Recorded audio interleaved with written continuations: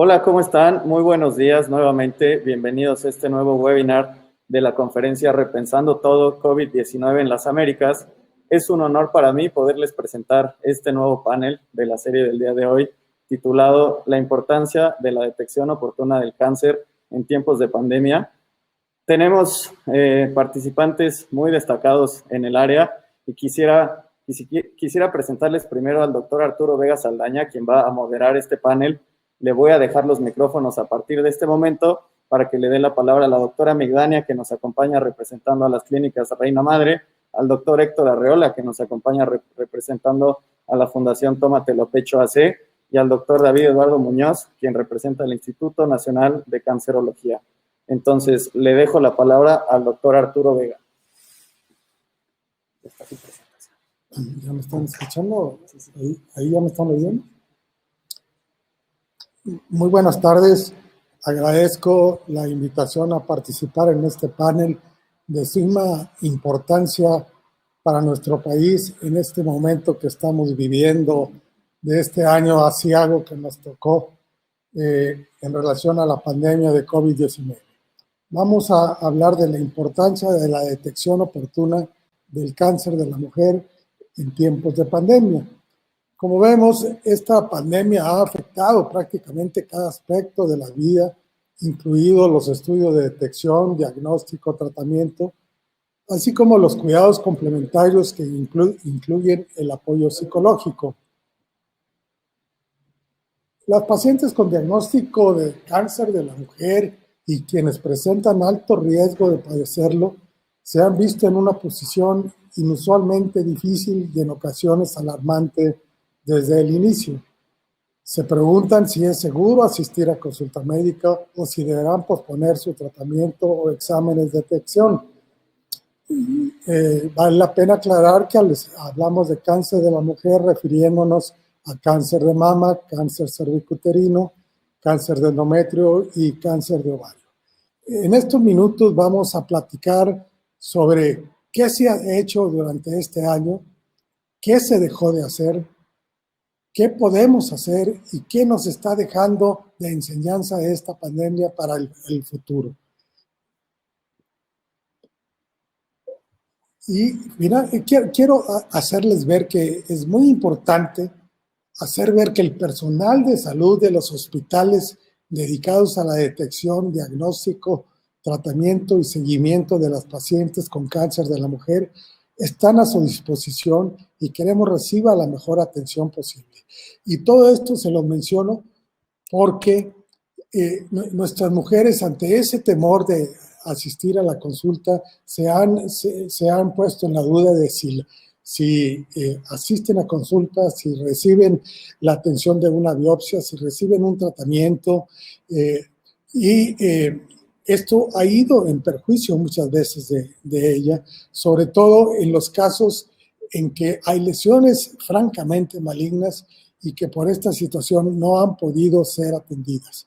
Esta pandemia nos ha hecho ver y a recapitular que lo que podemos hacer es bastante, hacer ver a la población, hacer ver a las mujeres que es muy importante que sigan sus detecciones en caso de un posible cáncer, que en un momento dado las posibilidades de que tengan un cáncer de la mujer y que piensan que el COVID les va a aumentar su problema, esto hay que hacerlos ver. ¿Y cómo se los hacemos ver si no están asistiendo a consulta? Entonces, esta es la información, la educación para la salud que debemos de proporcionar para hacer ver que si una institución está abierta, deben asistir a su biopsia, deben asistir a su radioterapia, hacerles ver que si una mujer está recibiendo radioterapia, no deberá esta suspenderse. Lo que se ha hecho en algunas ocasiones es aumentar la dosis de radiación para tratar de disminuir las sesiones.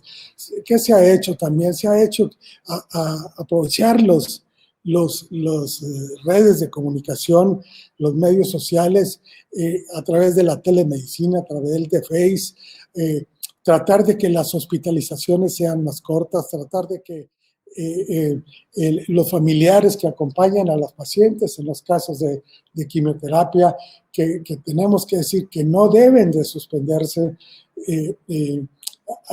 Por supuesto, hay excepciones. Hay mujeres que están recibiendo quimioterapia y sabemos que su sistema inmunológico se fue hacia abajo, pues pudiera ser que se nos retrase esa quimioterapia. Sabemos también los riesgos mayores que implica una complicación de COVID en pacientes mayores de 65 años, en pacientes con afecciones cardíacas severas, pacientes con problemas de diabetes, con problemas de obesidad, con patología renal. Entonces, pero debemos de partir de la base que no hay enfermedades, hay enfermas y cada enferma es única y cada enferma de acuerdo a su situación, a su etapa de cáncer, sus comorbilidades que pueda tener, debemos de ofrecerle su tratamiento y no suspenderlo. Siempre el beneficio es mayor de seguir atendiéndola que suspenderla. Bien, todas estas dudas las vamos a escuchar en los siguientes minutos y quiero darle la palabra a la doctora Migdania, ginecóloga, que nos va a decir qué se está haciendo, qué podemos hacer, porque tenemos que estar con la certeza de que esto no se ha terminado. La pandemia sigue y tenemos que retomar lo que se ha hecho, cómo podemos mejorarlo y conscientes de que como empezamos a tratar a nuestros pacientes hace unos meses, al principio de la enfermedad, no es lo mismo como lo podemos hacer en estos momentos. Dejo la palabra a la doctora Migdania. Muy buenos días. Antes que nada, queremos mucho agradecer al Instituto AHD de Salud Pública Global de la Universidad de Miami la invitación, pues al Instituto de Estudios Avanzados para las Américas de la Universidad de Miami y a la Asociación Internacional de Proveedores de Cuidados para el SIDA, el IAPAC, pues por la invitación. Nos sentimos profundamente privilegiados en que podamos exponer nosotros cómo nos hemos organizado. Voy a correr la presentación.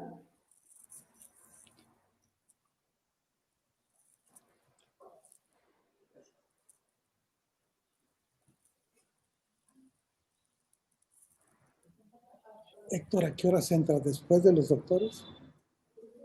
Héctor.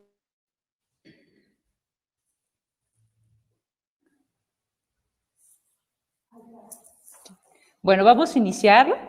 Queremos comentarles que dentro de este tema tan importante que es la importancia de la detección oportuna de cáncer en la mujer en tiempos de COVID, nosotros lo que hemos hecho es, a consecuencia de esta nueva normalidad, que es como en México se le ha llamado a adaptarse a la situación actual global, cómo nos hemos organizado y esta organización cómo ha sido a corto, mediano y largo plazo.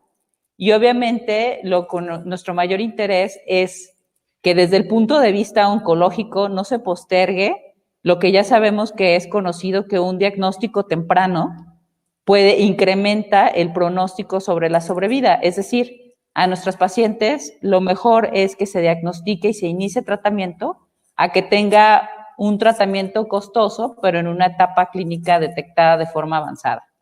Entonces, por recordar, nuestra situación actual en México es que dentro del Producto Interno Bruto que se destina en salud, la OCDE promedia que debemos de tener un gasto de un 8.8%, y México gasta en salud aproximadamente, de acuerdo a la OPS, 2.5% del Producto Interno Bruto. Este es un escenario en el cual nosotros vivimos, que en México tenemos a cerca de 128 millones en la población, de las cuales 65 millones, es decir, el 51.1% son mujeres, por lo cual pues es el rubro más afectado por la alta concentración. La recomendación de la OMS es de que se haya 3 médicos por cada 1,000 habitantes. De acuerdo a la OCDE, en el 2017, México tenía 1.5 menos por cada 1,000 habitantes. Este es un escenario global de nuestra situación real mexicana. ¿Por qué es importante que nos situemos en este escenario? Porque es importante que tengamos presente ¿cómo ha impactado esta pandemia por COVID-19 en los hospitales que atienden cáncer en México? Tenemos 3 hospitales importantes que son centros dentro de la Ciudad de México para la atención, como lo es el Hospital General de México, el Instituto Nacional de Cancerología y el Hospital Juárez de México. Y a nivel del país están con el registro y validados en la infraestructura y la capacidad de respuesta para la atención a una paciente oncológica, 33 centros oncológicos, pero de estos hay que ver que el 30% es derechohabiente. ¿Qué significa esta palabra de derechohabiente? Bueno, que tienen un candado que forzosamente debieron de haber estado en alguna institución como el IMSS, el ISSSTE, el ICEMIN, para que puedan tener ese derecho. Y antes se tenía un instrumento financiero que tenía estos convenios que le pagaba a la institución el poder tener su atención, su diagnóstico y su tratamiento, pero desafortunadamente este instrumento financiero que se llamaba Seguro Popular se desapareció. Entonces, de esta población que decíamos que en México representa casi un 51.1%, nace nuestra pregunta que fue nuestro gran aliciente para poder adaptarnos a esta nueva normalidad y continuar, como bien lo decía el doctor Vega, con el diagnóstico, con el tamizaje que es tan importante y que es la única oportunidad que tenemos para tener una pesquisa de un cáncer de forma temprana, el tamizaje, el diagnóstico, el estudio, la continuidad y el tratamiento para estas pacientes. Que esa pregunta fue, ¿y en México qué pasó con las mujeres oncológicas ya con este nuevo escenario? Sobre todo si consideramos que de estos 3 grandes hospitales, que son la piedra angular del tratamiento en las áreas oncológicas en México, tuvieron la reconversión a un hospital COVID. Es decir, se hicieron hospitales híbridos, en los cuales su atención clínica continuaba, pero también atendieron pacientes COVID. Si tenemos este escenario hasta hace unos años en donde no habíamos tenido la pandemia, vemos que dentro de las mujeres, las defunciones por cáncer en la mujer, pues mama ocupó su primer lugar, el segundo lugar lo ocupó cáncer de cervix y el tercer lugar lo ocupó cáncer de ovario. Si vemos el porcentaje de este impacto que hemos tenido en la realidad, es que el 58.4% de estas mujeres pertenecían a alguna institución, es decir, eran derechohabientes, pero el 41.6% no tenían derechohabiencia, es decir, de estas, el 40% tenía este instrumento financiero que se llama el Seguro Popular. Si vemos de una forma directa, pues todas estas pacientes, entre que los hospitales que su fuerte era la atención oncológica y fueron reconvertidos, pues cada vez se fueron limitando más estas áreas para poder hacer tamizaje, un diagnóstico y un inicio de tratamiento. Entonces, ¿cómo afectó esta reconversión hospitalaria por COVID-19 el postergar tamizajes, retraso del diagnóstico e inicio de tratamiento? Bueno, tenemos que las mujeres actualmente pues pueden tener más temor a tener COVID que cáncer. Y recordemos que la biología tumoral y la carcinogénesis por cada tumor individualizado y por su propia biología, pues no se detiene. Es decir, se debe de continuar con un tratamiento oportuno, un inicio de tratamiento ante el cáncer en la mujer. Lo que pasa en México es que con esta reconversión cada vez para la población abierta, cada vez fueron los espacios más cerrados y la población derechohabiente, obviamente hubo hospitales en el que a raíz de la pandemia pues se priorizó la atención a las pacientes con COVID. Y como también se ha comentado, pues este escenario y estas 2 palabras que cáncer en la mujer, pues incluye el cáncer de mama, el cáncer cervicuterino, el cáncer de ovario, el cáncer de endometrio y el cáncer de vulva y de vagina. Durante la pandemia se ha provocado una caída en nuestro país de hasta el 50% del diagnóstico de cáncer en la mujer, que eran los escenarios que comentábamos. Pero las consecuencias a mediano y a largo plazo por falta de atención a pacientes enfermos, tenemos que este año, el 2020, cerraría con la cifra más baja de las consultas en los últimos 16 años. Y los hospitales y las clínicas del sistema de salud en el país disminuyeron la atención y el seguimiento de enfermedades distintas al COVID-19 entre un 20 y entre un 50% en relación con el semestre pasado. Es decir, nosotros nos vimos a la tarea de evaluarnos y plantearnos estrategias para seguir atendiendo a las pacientes con cáncer ginecológico, pero adaptándonos a la situación y a la realidad de nuestro país. Y creo que en un foro como este, en el que nuestra proyección es en el continente, pues cada país tendrá que hacerlo de forma individualizada. Los diagnósticos del cáncer actualmente en México son 37% menos relacionados al mismo periodo que el año pasado. Y los cáncer de mama, que se habían diagnosticado hasta marzo del año pasado, que teníamos un 10% de incremento en el número de diagnósticos, ahora si lo comparamos con este año a junio, ya son 20% menos. Entonces, ¿qué tenemos nosotros? Bueno, nosotros hemos visto que donde hemos más contribuido dentro del cáncer de la mujer es en nuestros dos grandes problemas de detección oportuna en México, que es, y esto es por una falta de tamizaje que culturalmente tenemos mucho en la población, que es el cáncer de cérvix y el cáncer de mama. En cuanto a nuestro contexto que tenemos que situarnos en nuestro país, pues recordemos que el cáncer de mama es el cáncer más común que se detecta. Anualmente se detectan entre 18,000 y 20,000 nuevos casos, de los cuales 5,600 fallecen. El 70% se diagnostica en etapa avanzada y solo el 20% en etapa temprana. Y el cáncer cervicouterino, 1 de cada 3 mujeres entre 19 y 75 años con vida sexual activa tiene una infección por virus del papiloma, y al día fallecen entre 11 y 13 mujeres por cáncer cervicouterino. 3 de cada 10 casos del cáncer de cervix son detectados en etapas avanzadas, y el cáncer cervicouterino sabemos de unos que puede ser una enfermedad que si se diagnostica de forma oportuna puede tener un buen pronóstico.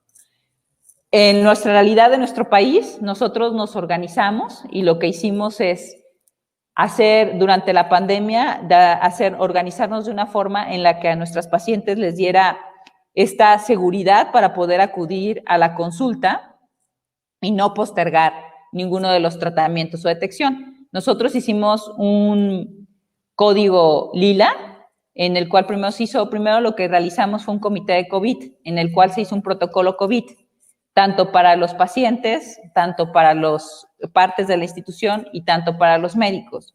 Se hizo una cultura a raíz de esta nueva situación global, que es una cultura permanente, en donde nosotros lo que hemos intentado es disminuir a riesgos mínimos, y obviamente dentro de este código lila, cuando se encuentra alguna paciente que se pudiera tener sospecha, se evalúa y se deriva. Es decir, nosotros tenemos filtros estrictos como medidas de prevención generales en uniformes para pacientes, para colaboradores y para médicos. Obviamente, campañas permanentes de lavado de manos, de quirófanos, en los consultorios exhaustivos, equipo personal por áreas, y también todo este tipo de personas que inicia desde call center cuando hace una llamada, cuando pide una cita, se le hace un cuestionario, y al personal de recepción. También consideramos la salud laboral y las medidas de prevención para los colaboradores que hayan presentado algún tipo de sintomatología, ya sea de forma del cuadro típico o una forma como las variables que tienen por diarrea. Y este sistema, bueno, este es un video en el que se ve cómo se desinfectan las clínicas y cómo se ven durante los pasillos y todo lo demás, ¿no?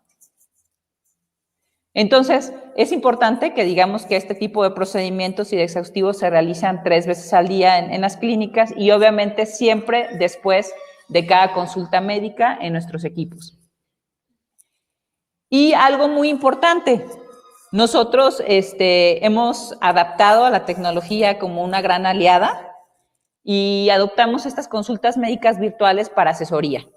Dentro de estas culturas, pues hay una gran opción porque tenemos a disposición a nuestros médicos. El médico toma el historial, puede recomendar o sugerir un tratamiento, y si la paciente requiere de si requiere de una consulta posterior para poder hacer una revisión, que es una de las principales desventajas, se realiza de forma posterior, pero todas las consultas se realizan de una forma ordenada para que no haya, obviamente, aglomeración de personal.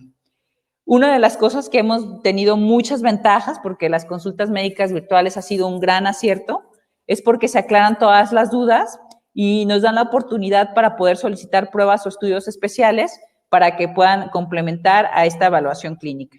Y sobre todo, pues podemos orientar y podemos detectar de forma oportuna síntomas anormales con la gran ventaja de que se evita el desplazamiento. En cuanto a cáncer de mama, nosotros tenemos una unidad de atención de ginecología oncológica, en donde a través pues, de nuestro mastrógrafo se oferta este examen de tamizaje y se tiene una detección oportuna, que recordemos que esto es algo que no podemos perder del tema global. La detección oportuna, solamente teniendo una buena detección oportuna tanto en cáncer de cervix como en cáncer de mama, lograremos la disminución de la tasa de mortalidad en un país. Porque recordemos que no es la única manera en que podemos tener más años de sobrevida. Entonces, lo que queremos hacer es evitar este retraso en el diagnóstico de cáncer de mama, no perder esta oportunidad de que un tumor de mama sea detectado con los primeros cambios de microcalcificaciones, cuando el tumor es de milímetros o de micras, y no cuando sea un tumor palpable, hacer bien esta correlación clínica, radiológica, histológica a la brevedad, e iniciar el tratamiento. Obviamente, lo que más nos hemos esforzado es por el impacto de la pandemia en cuanto a los servicios de salud y por la situación del país en la decisión de hacer la reconversión hospitalaria de estos 3 grandes pilares de los pacientes oncológicos, y a esto sumar que se desaparece este instrumento financiero que ayudaba a las mujeres a tener su tratamiento, pues es hacer una opción accesible para continuar. Hemos tenido algunas estadísticas a partir de octubre, que fue cuando ya contamos con este mastógrafo y con esta unidad donde se hace esta correlación clínica, radiológica, histológica. Hemos tenido resultados en número de pacientes adecuados. Actualmente tenemos cerca de 340 mastografías, en los cuales se han detectado 17 casos. Y en cuanto al cáncer cervical, pues vemos que cada día entre 11 y 13 mujeres, comentábamos, pueden tener en México por cáncer de cervix, que es la segunda causa de muerte, solo superado por cáncer de mama, y pues la gran diferencia en cervix es que es totalmente prevenible. Obviamente, con este factor, en esta diapositiva, comentamos un tipo de resultados en el que de las semanas en cuanto a un hospital público, en cuanto al tiempo de consulta, el tiempo de Papa Nicolau, el tiempo de citología, de la colposcopía, de imagen y de tratamiento, cuál es este sesgo que hay y comparado con la opción en que nosotros tenemos. Es decir, nosotros lo que queremos es abreviar tiempo para poder tener un diagnóstico y, si se amerita, confirmar por histología y si necesita iniciar tratamiento. Recordemos que el cáncer cervicouterino pues tiene una línea de tiempo y que es muy importante que en el escenario actual de la pandemia, pues esta línea del tiempo tenemos que un 11% se puede avanzar de un cervix normal a cáncer en 3 años, dependiendo de sus comorbilidades. Y obviamente el 22% avanza de cáncer de cervix normal a cáncer en menos de 5 años, muy dependiendo de esta progresión de la lesión, del tipo de virus, también del sistema inmunológico de la paciente. Y en el momento actual, nosotros en Reina Madre, en el momento de tener una lesión y dar el tratamiento, pues interrumpimos esa línea de tiempo y obviamente esto va a revertirse de forma favorable para la evolución de la enfermedad porque limitamos un daño. Recordemos, y por eso inicié mi plática con estos 2 aspectos. Uno es cuánto está el Producto Interno Bruto en México que gasta en salud, y la otra, nuestra gran problema, que es nuestra falta de recursos humanos y de médicos especialistas. Bueno, nosotros tenemos de forma permanente registrado ante la Universidad Autónoma del Estado de México con aval universitario, estamos formando médicos para hacer este diplomado en colposcopía, en el cual obviamente no es gratuito para la atención a las pacientes. Hemos elegido poblaciones vulnerables para ir. En este primer diplomado, pues tuvimos 6 médicos colposcopistas, se detectaron 78 estudios con alteraciones, 50% fue de bajo grado, 22 de alto grado, 8 fueron cáncer in situ, se recorrieron 324 kilómetros en 9 municipios que son vulnerables y se otorgaron cerca de 801 servicios otorgados gratuitamente, con 58 tratamientos, 498 Papa Nicolaus y colposcopías gratuitas, y vidas salvadas 8, y obviamente con un curso de certificación con aval universitario. Entonces, nosotros hemos volteado a ver dentro de nuestra población mexicana, estar en esta campaña permanente para la detección oportuna de cáncer en la mujer, con unos servicios de salud con una excelente calidad, con excelencia médica, pero sobre todo de forma accesible, dado que el acceso a los servicios de salud es otro gran problema que tiene nuestro país. Bueno, si aquí en esta diapositiva pues vemos un porcentaje de quién es nuestra población, quiénes las que estamos atendiendo, para visualizar lo viable y lo accesible que puede estar con nosotros. Si nosotros nos preguntamos, ahorita que decíamos como respuesta a esta pregunta, bueno, ¿qué pasó con las mujeres mexicanas que estaban enfermas de cáncer y que se les quita este instrumento financiero y toda esta ayuda que se le tenía? Bueno, pues podemos ver que dentro de los servicios que más acuden el personal de enero a octubre de este año fue a ginecología. Doctora, ya estamos en su tiempo, por favor. Ok, ya solamente para terminar, nosotros ya para terminar, creemos que en México, pues la detección oportuna debe de continuar, solamente con todas las medidas de seguridad que aquí presentábamos y de una forma organizada.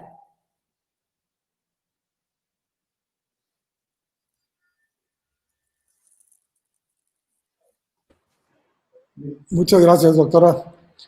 A continuación le pido al señor doctor David Muñoz del Instituto Nacional de Cancerología que nos exponga su plática en relación a qué debemos hacer, qué se ha hecho en el instituto, qué se dejó de hacer, qué enseñanzas nos deja esta pandemia para un futuro, insistiendo en que esto no se ha ido y tenemos que seguir tomando precauciones y cuidándonos. Tiene la palabra. Gracias, doctor Vega. A la Universidad de Miami, un agradecimiento por esta invitación, y a mis compañeros, doctora Migdania, doctor Héctor Arriola, un gusto estar con ustedes. Bueno, pues comentando, me voy a ir un poco rápido para no retrasar el panel, y pues sí les voy a presentar lo que es en el sentido, pues la detección, ¿no? Oportuna para este tipo de neoplasias. Déjenme nada más volver a entrar aquí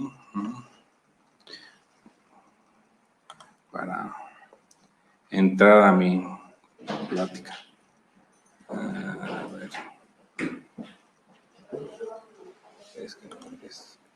Abre su presentación. Está abierta. Ahora en share screen. Regreses.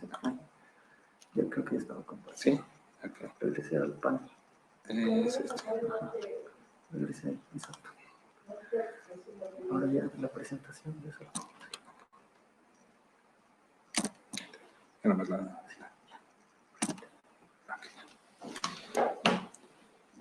Bien, voy a, perdón por el retraso, voy a comentarles rápidamente cómo la Universidad de Johns Hopkins en abril, mayo, junio, ellos pronosticaron, según su modelo matemático, cómo México, si no corregíamos nuestro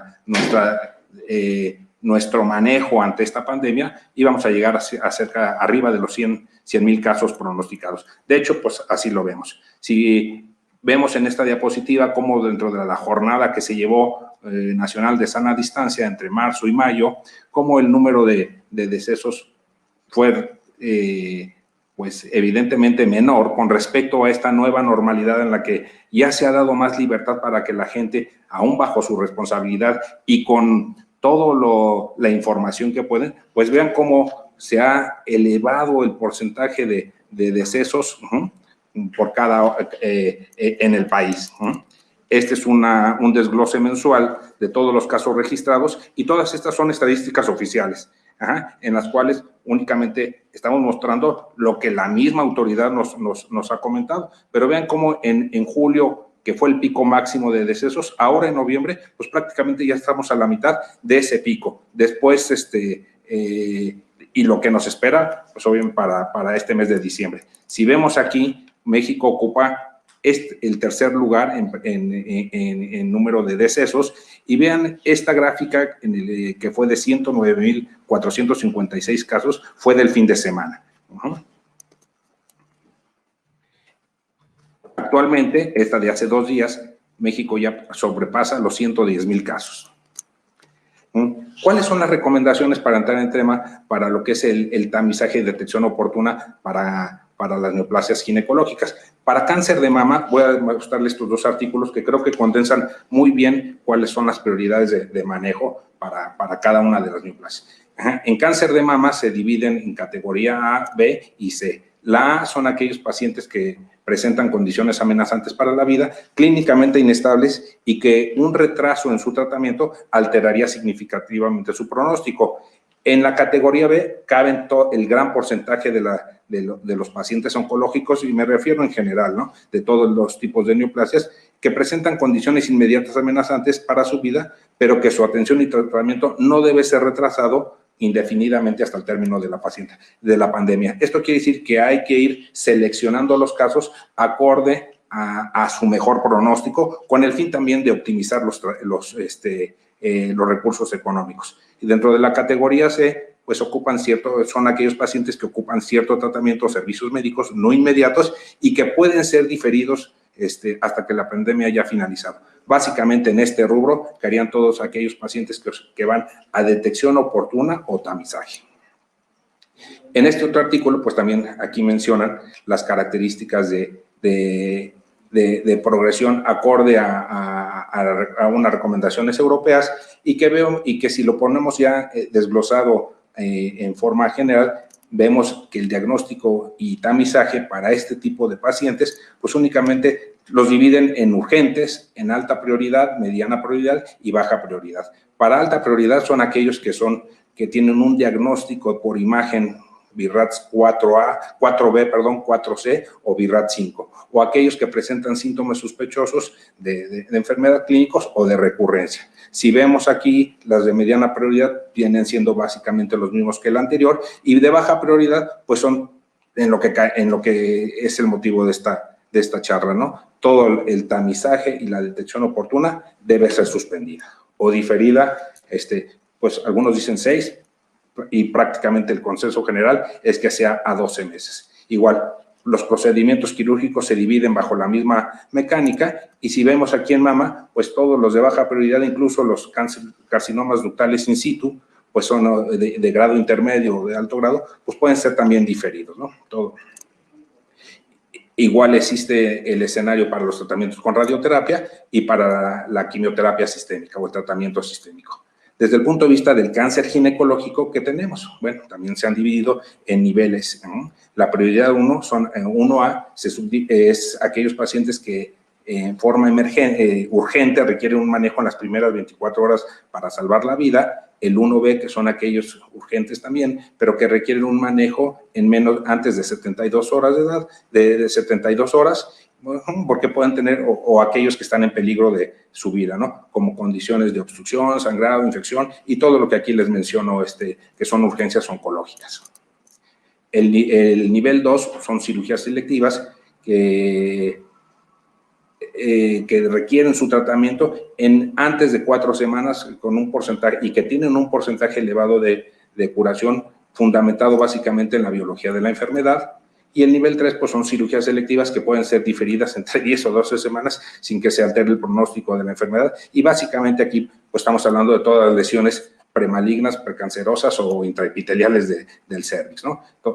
Si vemos aquí en esta tabla, pues todas las lesiones de bajo grado, el tamizaje debe ser diferido hasta 6 a 12 meses, casi el consenso general es que sea después de 12 meses, pues porque se ha ido recorriendo conforme la pandemia, pues como dicen las autoridades, no se ha podido domar, ¿no?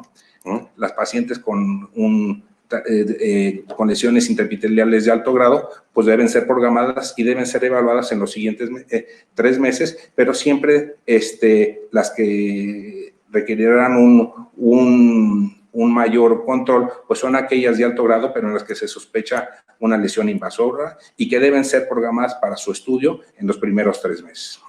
Todas las lesiones sospechosas de invasión, bueno, pues deben ser evaluadas en las siguientes 2 o 4 semanas. Y bueno, pues como se ha mencionado en la plática anterior, todos las consultas virtuales, las colposcopias teledigitales, pues son instrumentos que en un momento dado podemos ofertar para que las pacientes pues tengan un mejor conocimiento de la situación y podamos disminuir su angustia ante esta situación. Para cáncer de ovario, les presento estas imágenes. No hay un tamizaje, lo sabemos, sin embargo, bueno, se subdividen los tratamientos dependiendo de la categoría, y los de bajo riesgo que pudiésemos esperar, pues son todos estos tumores de bajo grado. Las masas pélvicas benignas pues se difieren, y las que tienen sospecha pues deberán ser estudiadas, pero en forma programada. Todas las cirugías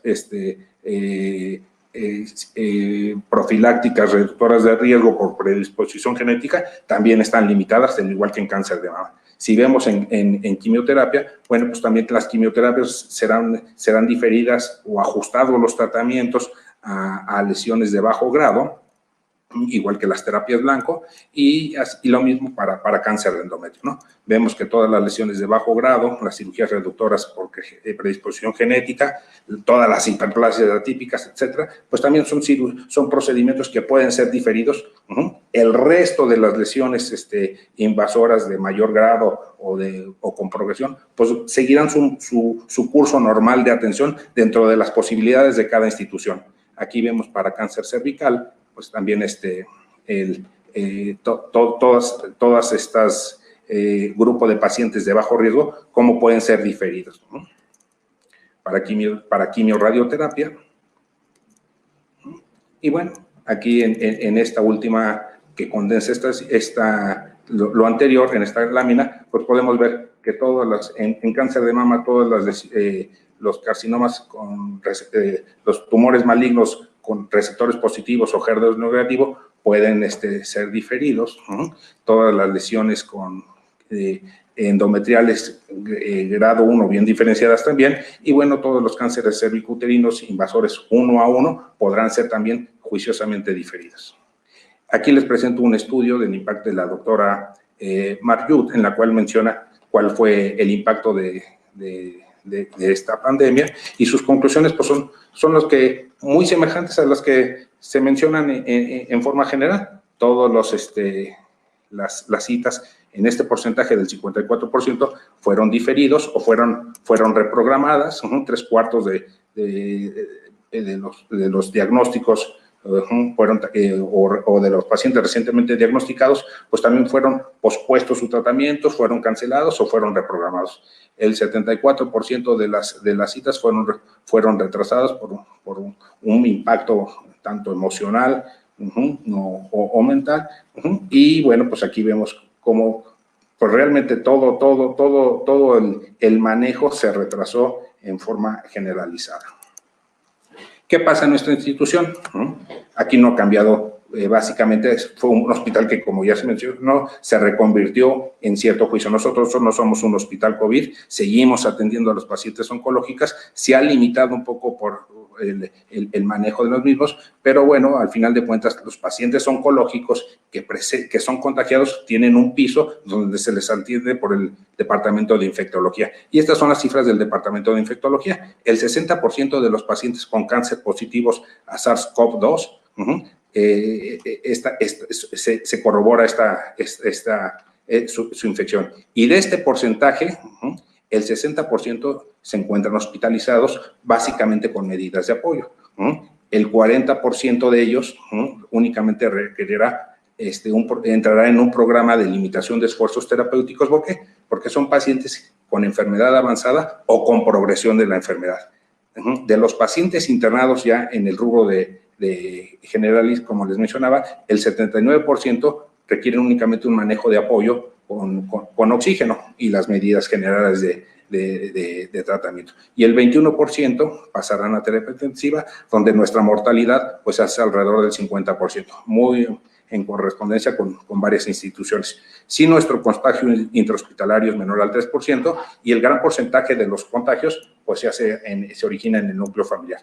Esta pequeña tabla que les pongo aquí en rojo es como para que vean cómo, según las estadísticas, en mayo y junio fue cuando únicamente se disminuyó a la mitad lo que fue las cirugías programadas, tanto ginecológicas como de tumores mamarios. Y bueno, ¿qué más decir? Que 4 de cada 10 personas hospitalizadas pues han muerto en esta institución. En esta, les pongo, en nuestro país, aquí les pongo como en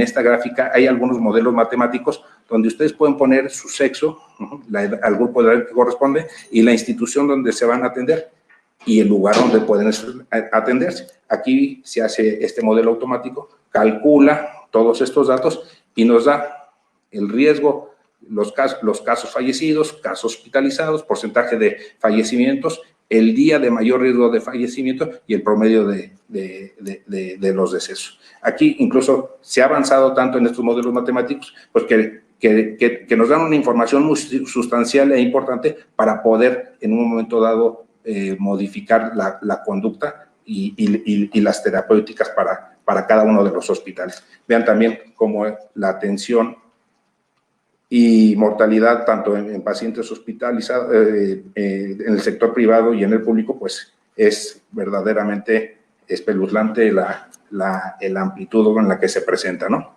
Igual aquí les pongo las instituciones donde más casos se presentan. Obviamente, pues el Instituto Mexicano del Seguro Social es el que se lleva el récord. ¿Qué conclusiones podemos tener en ese sentido? Pues ya sabemos que el cubrebocas es algo súper importante, que a medida de cómo se utilice, el porcentaje de disminución de riesgo o de contagio va siendo menor.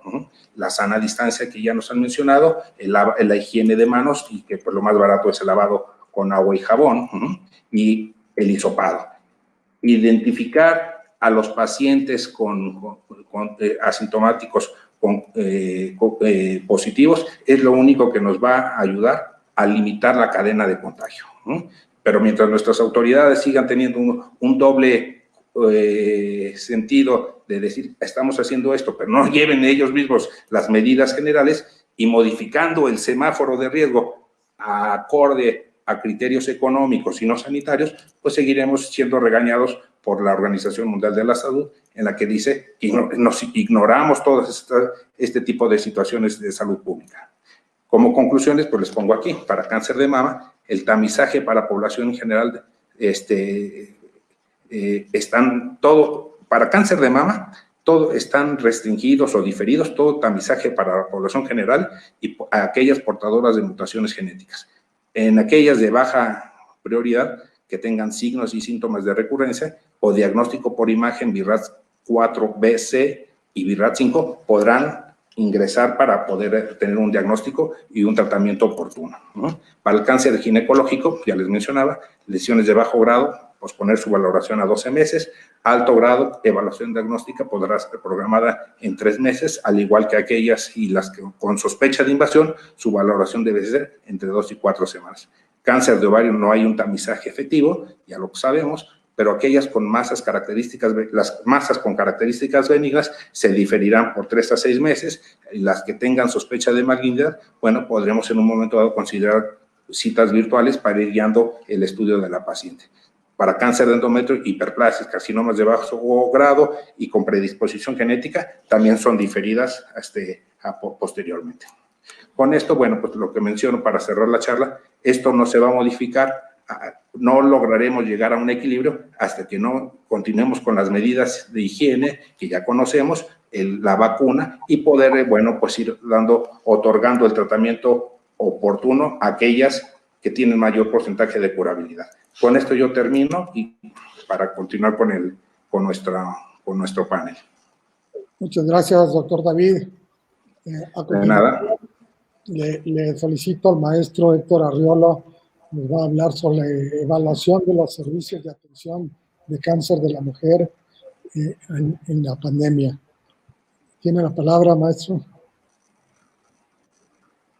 Gracias, doctor Vega. Bien, voy a compartir mi pantalla para ver una pequeña presentación.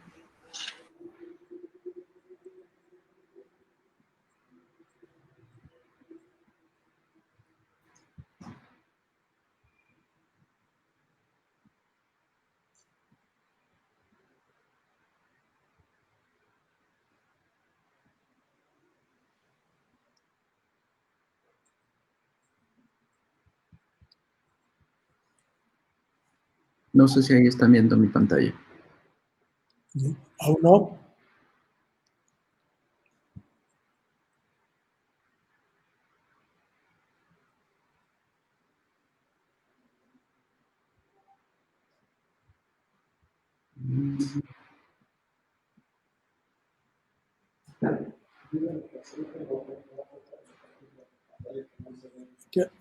Que oprimas el botón de abajo para compartir la pantalla. Ya lo hice. Ya lo hizo.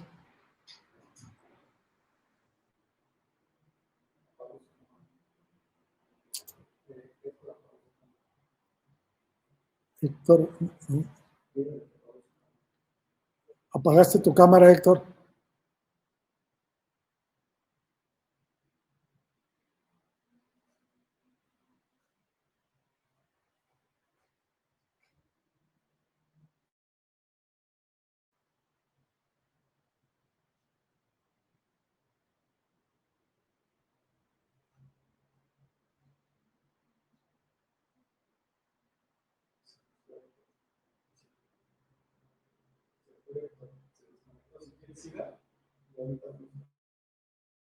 ¿Escuchan?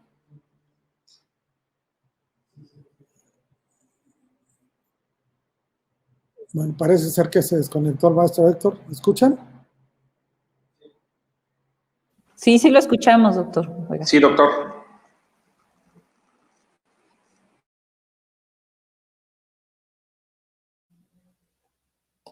Ay, ahorita yo los perdí.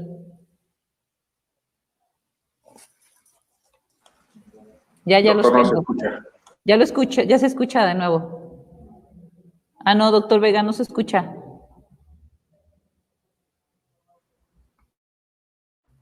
¿Ya me escuchan? Ya lo escuchamos. Sí, doctor.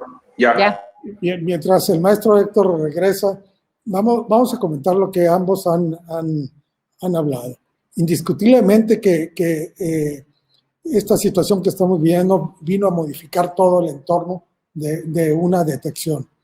De una detección, de un diagnóstico, de un tratamiento, todo se ha ido retrasando, que si ya de por sí en el país teníamos un inicio de tratamiento después de un diagnóstico de alrededor de 4 meses, ahorita esto se ha ido a más.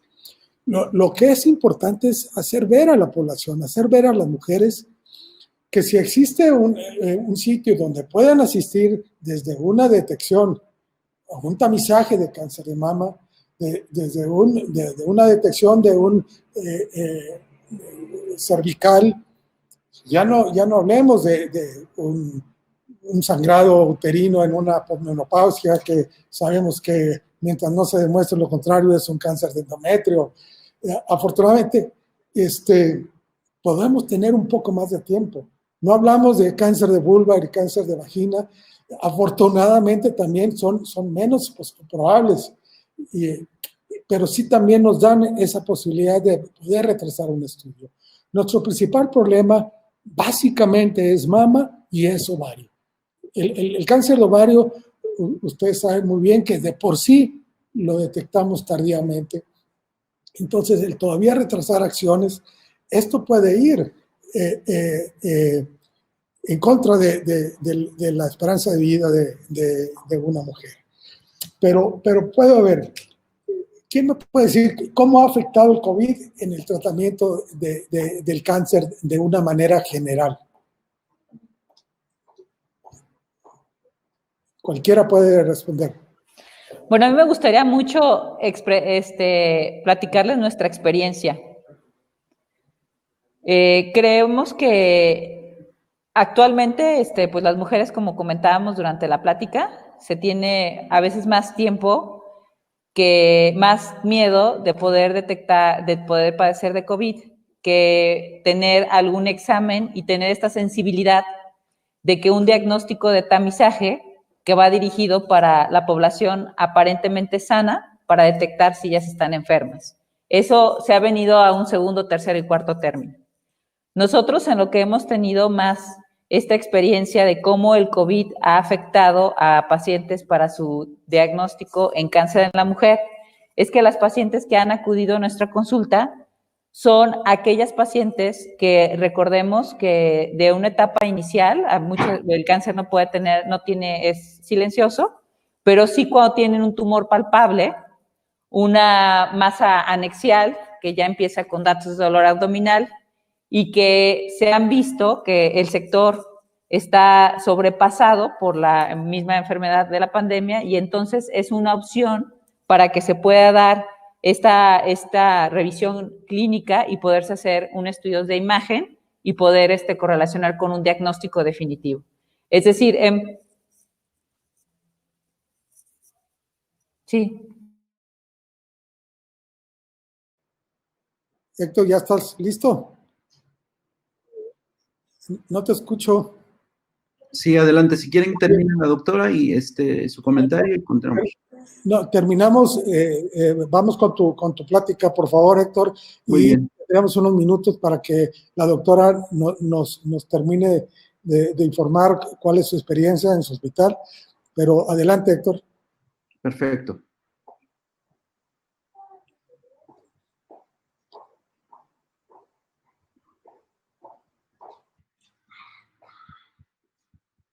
Ahí ya ven mi pantalla. Sí.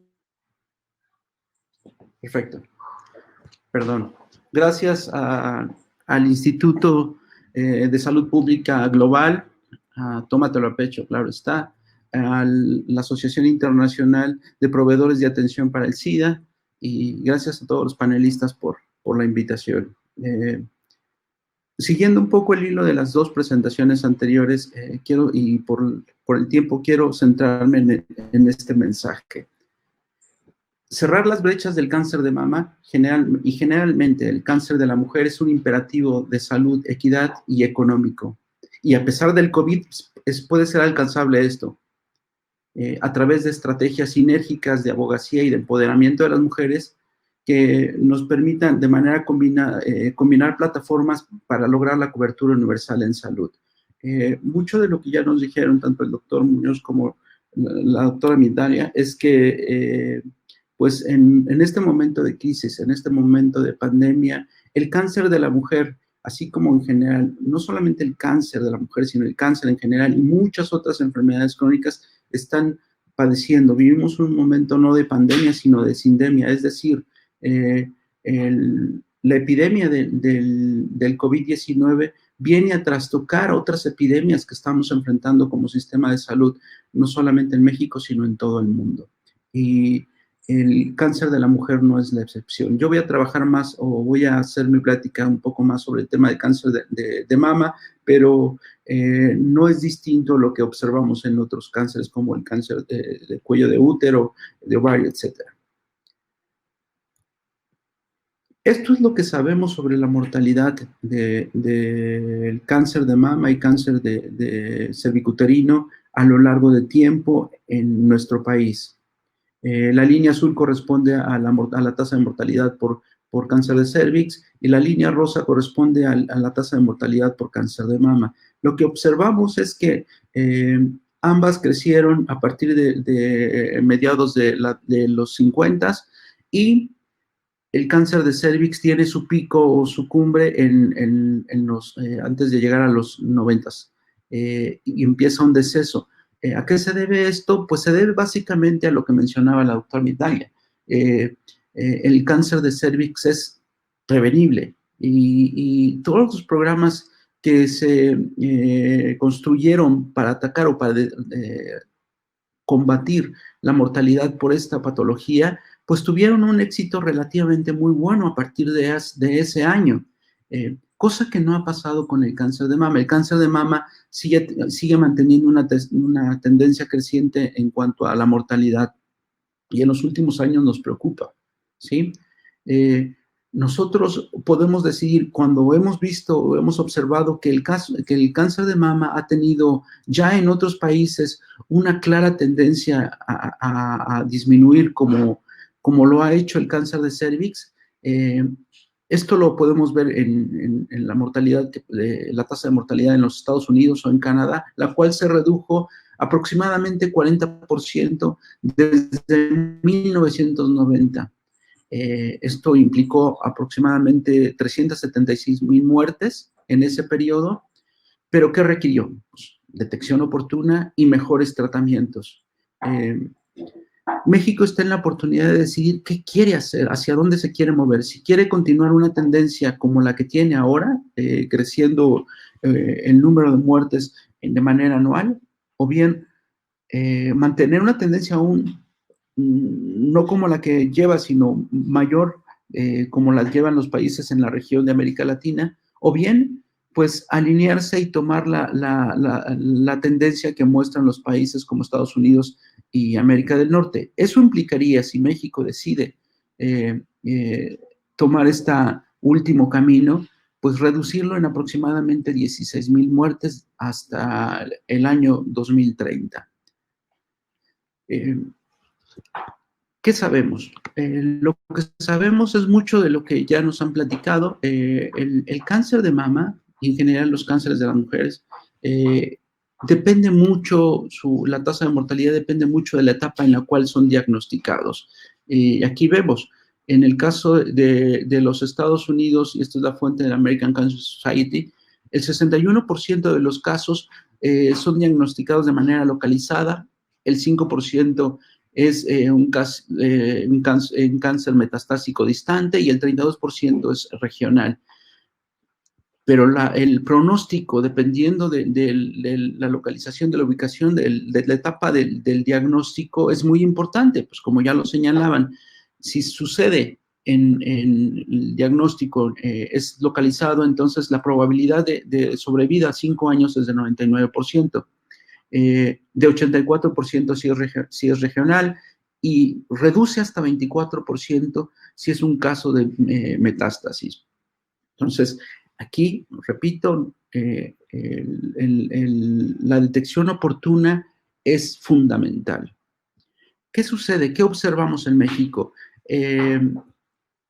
Entre paréntesis pongo la proporción de los casos que son detectados en el último estudio que tenemos disponible, que es un estudio en el INCAN de 2017, y comparamos cuántos de los casos se detectan en cada uno de los estadios y cuál es la probabilidad de sobrevida. Bueno, en los Estados Unidos, el 60%, poco más del 60% se detectan en estadios 0 y 1 localizados, el 30% en etapas 2 y 3 y el 27%, solamente el 27% en etapa 4. En el caso de México, según este último dato que es disponible, el 15%, solo el 15% de los diagnósticos se dan en estadios 0 y 1. Por el contrario, vemos que el 36% sucede en la etapa más avanzada, en cáncer metastásico, donde la probabilidad de sobrevida pues es de 36%.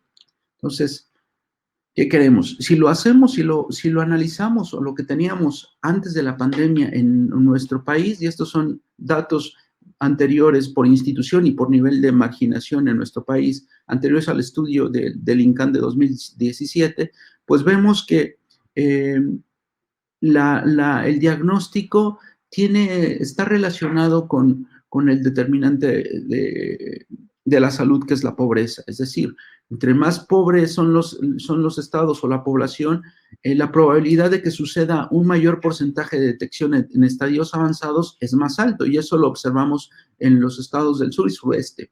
En caso contrario, los estados del norte, donde la pobreza es menor que en los estados del sur, encontramos una probabilidad de diagnóstico en etapas altas más baja. Si lo hacemos por nivel de marginación, encontramos que en los municipios muy marginados, más del 50% de los diagnósticos ocurren en el estadio 3 o 4, y en el caso de los estados o los municipios con muy baja marginación, pues esta proporción es más baja. Y por lo tanto, los diagnósticos en estadios tempranos suceden en mayor proporción.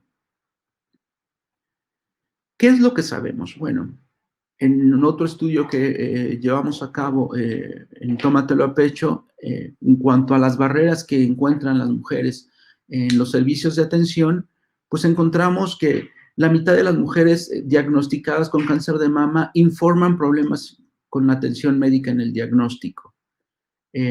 ¿Cuáles son estos problemas que nos comentan? Bueno, pues básicamente es que no recibió exploración clínica de mamas o la información en su examen anual de rutina y las pruebas de Papa Nicolau no sucedieron. El segundo de las problemáticas más mencionadas es que los médicos subestiman la importancia de los signos y síntomas manifestados por las mujeres y las regresan a su casa sin un diagnóstico. Pues eso genera cierto grado de problemas. Y en un momento de sindemia como el que estamos atravesando ahora, pues se vuelve más importante. Estos son datos de los boletines epidemiológicos de este año, desde el boletín, desde la semana 1 hasta la semana 40, y tenemos qué ha pasado con el diagnóstico de nuevos casos en dos de las patologías que nos interesa, cáncer de mama y cáncer de cervix. Y observamos que en relación al diagnóstico, al número de casos diagnosticados al año pasado, en la misma semana, en México estamos encontrando una caída sustancial, cercana entre el 30 y el 40% dependiendo del cáncer. Para el cáncer de mama es menor, el cáncer cervicuterino es casi rondando el 40%, y esto no es exclusivo, como les decía, para el cáncer de la mujer. Si nosotros ponemos todos los tipos de cáncer, o bien quisiéramos comparar otras patologías diferentes al cáncer, nos encontramos con todas lo mismo, excepto una: neumonías y bronconeumonías en el diagnóstico asociado a la epidemia de COVID. Entonces, repito, hacemos más grande nuestro problema por la pandemia. ¿Qué es lo que hemos encontrado? Y bueno, aquí son datos que hemos nosotros podido obtener resultados positivos gracias a la utilización de plataformas existentes y que por lo menos podemos decir que estaban establecidas hasta el año pasado. Y como bien comenta la doctora Migdalia, desafortunadamente con la desaparición de estas plataformas de atención que proporcionaban el Seguro Popular a través del CAUSES y básicamente el Fondo de Protección contra Gastos Catastróficos para la atención específica de cáncer de mama y cáncer cervicuterino, pues se convierten en un poco más difíciles. ¿Qué sabemos? Que para mejorar el diagnóstico oportuno, una de las herramientas era mejorar la capacitación. Entonces, aquí incluso el doctor Muñoz y el doctor Arturo Vega han participado en estas estrategias de capacitación a los médicos de primer nivel, porque son ellos los que tienen el primer contacto con las mujeres, son los que van a abrir la primera puerta en la búsqueda de atención de las mujeres. Pero como bien dice el doctor Muñoz, o como bien nos señalaba en su presentación, desafortunadamente, pues los criterios de diagnóstico y tratamiento para el cáncer de la mujer en estos momentos de sindemia, pues indican que debemos postergar el tamizaje. Bueno, sí, entonces hacemos más grande el problema. Si ya de por sí nuestra detección oportuna no era tan oportuna, ahora postergando el tratamiento y justo como estamos observando en la lámina anterior de la caída en los diagnósticos en el país versus lo que sucedió el año pasado, pues encontramos que el problema se hace mayor. Entonces, bueno, estos son los resultados de mejorar la capacitación para el diagnóstico y en general sobre el conocimiento sobre la enfermedad en el personal de primer nivel de atención, no solamente médicos, sino también enfermeras. Y eso mejora sustancialmente la probabilidad de que no son ellos los que van a diagnosticar, son ellos los que van a hacer la referencia al siguiente nivel de atención donde se les va a dar el diagnóstico y eso de verdad ayuda bastante. ¿Qué es lo que necesitamos? Pues bueno, nosotros estamos conscientes que lo que se requiere es seguir capacitando a los estudiantes de medicina. Sabemos que las nuevas generaciones de estudiantes de medicina están saliendo con pocas herramientas para la detección y diagnóstico oportuno del cáncer de mama, en general cáncer de la mujer. Tenemos que incorporar los temas de sobrevida y control del dolor y cuidados paliativos en la temática que manejan. Tenemos que expandir este modelo de capacitación a capacitadores en otros lugares. Estamos viendo, lo que esta pandemia nos está dejando es que estamos viendo o recurriendo a problemas viejos y comunes, pero nos da oportunidad a través de soluciones innovadoras. No todo ha sido malo. La verdad es que la pandemia, bien vista, nos ha generado o nos está trayendo a la mano herramientas que teníamos ahí, pero que no estábamos aprovechando. Nos está dando soluciones innovadoras que deberíamos de estar utilizando. Como yo decía, no es una epidemia, sino es una sindemia.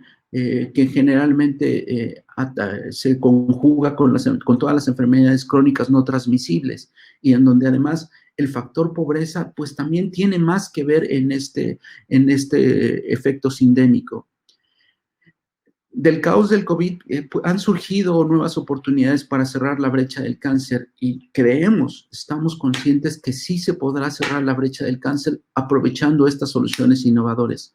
Y pongo 2 ejemplos. La telemedicina, pues justamente ahora no estamos teniendo nuestros seminarios de manera presencial como normalmente lo hacíamos. Este es un ejemplo de ellos.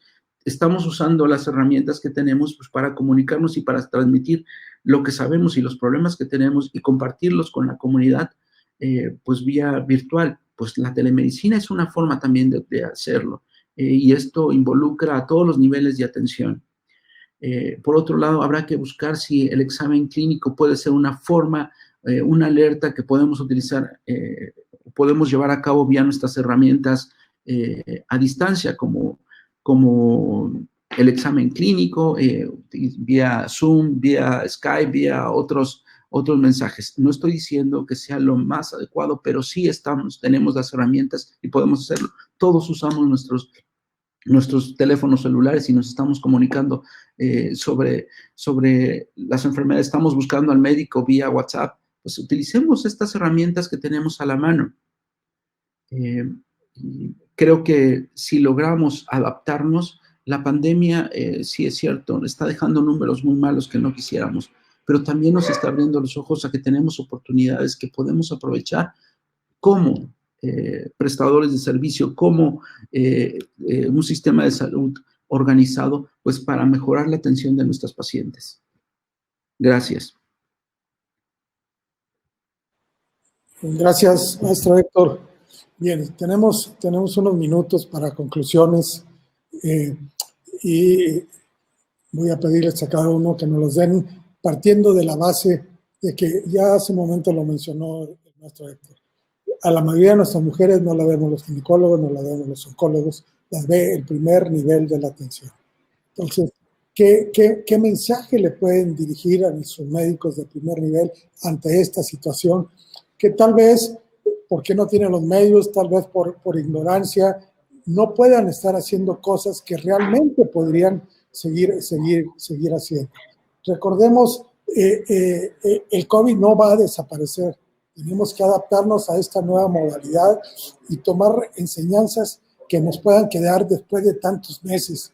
Les puedo asegurar que no estamos tratando a nuestras mujeres como fue en marzo o en abril, como puede ser en estos momentos. Entonces, quiero empezar con la doctora Migdania. Tienes un minuto para concluir y que nos des tu enseñanza para nuestros médicos de qué debemos hacer. Sí, muchas gracias. Seré muy objetiva y muy puntual. Tengo la oportunidad de ya llevar desde hace muchos semestres dar la clase de oncología en la universidad, en la Facultad de Medicina, y creo que a nuestros médicos generales en formación debemos de inculcarles la importancia para que nos ayuden a promover el tamizaje en los cánceres dentro de la mujer, que sí existe el tamizaje, como es el cáncer de cervix y el cáncer de mama. Y sobre todo en los cánceres como es ovario, en los cuales no hay un tamizaje, no minimizar la sintomatología, porque recordemos que el cáncer de ovario, pues como lo definen los libros, es el asesino silencioso, entonces ellos tengan esa sensibilidad para que puedan decir ante por ejemplo, un Papá Nicolau normal, y habituándonos en el escenario del sector salud, que no se hace Papá Nicolau y colposcopía al mismo tiempo, sino que tengan que ser oportunamente referidas para este estudio de diagnóstico. Y sobre todo, tenerles la sensibilidad de que el objetivo es un diagnóstico definitivo histológico, por lo cual no queden limitados a tener, por ejemplo, una mastografía con un BIRAT 0, un BIRAT 3 o 4 y 5, no saber qué hacer, sino que tienen que tener esta sensibilidad de que a una paciente primero promover este tamizaje y después continuar ante una sospecha, sea por imagen, por citología o por clínica, un estudio mayor. Pero no tener, porque desafortunadamente hemos visto casos en los cuales ya había un diagnóstico de cáncer de mama, por ejemplo, anterior, que a veces por no sacar el sobre y no ver un reporte, o se minimiza y esto obviamente posterga el tratamiento. Y primero el diagnóstico y una vez el tratamiento. Y tenerles muy claro que pues solamente un diagnóstico oportuno es el que nos va a llevar a poder diagnosticar una etapa clínica temprana, y eso es lo que nos va a dar una mayor sobrevida para que se puedan disminuir las tasas de mortalidad en el país. Gracias, doctora. Un gusto. Doctor David. Prende tu micrófono, David. Sí, doctor, gracias. Básicamente redondaría en lo mismo, pero creo que algo que dijo Héctor es muy importante. Tenemos que ser un sistema de salud organizado. Y ser organizado significa también ser capacitado. Y capacitado sería, así como se han hecho los cursos de detección oportuna y tamizaje para primer nivel de salud, que son los que en el 80% de las veces hacen el contacto directo con los pacientes, pues es asimismo también capacitarlos en estos medios a distancia, electrónicos y virtuales, para tratar de hacer un sistema de selección de esos casos que ameritarían tener un tratamiento oportuno para desviar la curva de la enfermedad. Seleccionar estos casos a ese nivel que pudiesen de ser referidos a segundo o tercer nivel con el fin de ser tratados en forma óptima y poder reducir los costos de tratamiento en estos pacientes, que tanto, pues ahora sí, nos hace falta en todo el sector salud, no nada más aquí, sino en todo el mundo. Yo creo que esa sería mi mayor conclusión en el sentido de organizarnos y capacitarnos para seleccionar los casos de detección oportuna y tamizaje que tengan que ser tratados en forma oportuna. Correcto, muchas gracias, David. Efectivamente, todos sabemos que no hay un programa organizado de detección. Tenemos una cobertura de detección de cáncer de mama de a lo más de un 22%. Entonces, todo esto, pero va, y lo hemos platicado varias veces, desde la educación para la salud de la población, de la concientización de nuestros médicos para que acudan las mujeres. Muchas veces tienen una unidad para detección a la vuelta de su casa y no van. ¿Por qué? Tenemos a nuestra paciente enfrente porque va a otra cosa de consulta y no le preguntamos, señora, se explora su mama, señora, se ha hecho su mastografía, señora, se ha hecho su citología, su Papá Nicolau, eso, y la tenemos enfrente. Entonces, pero todo esto forma de lo que venimos diciendo desde hace años, David, de educar a nuestros médicos, educar a nuestra población.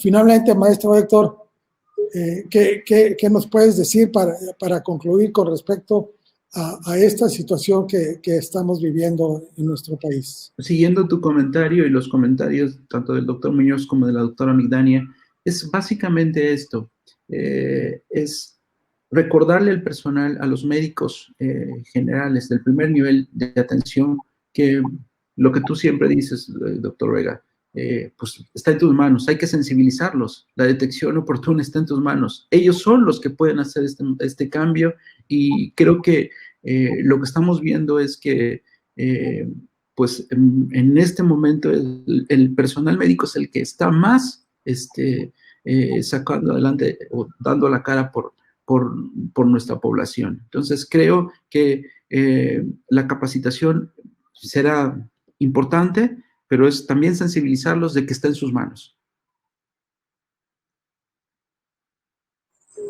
Correcto.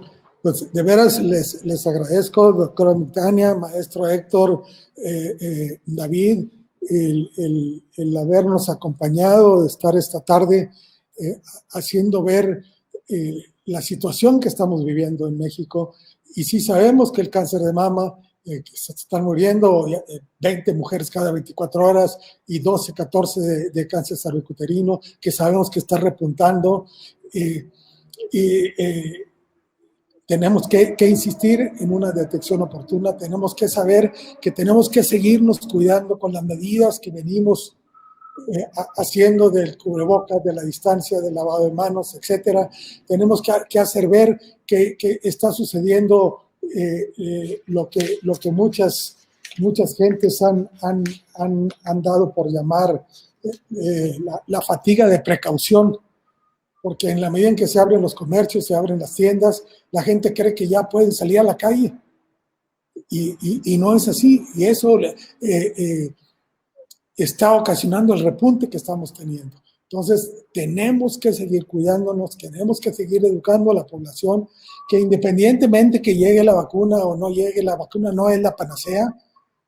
Y hoy por hoy tenemos que seguir con las medidas precautorias y en la medida en que se tenga que asistir a un hospital, cuidar con esas mismas medidas y que una paciente que definitivamente requiere su atención pueda recibirla en tiempo y forma y que no se retrase su diagnóstico y su tratamiento.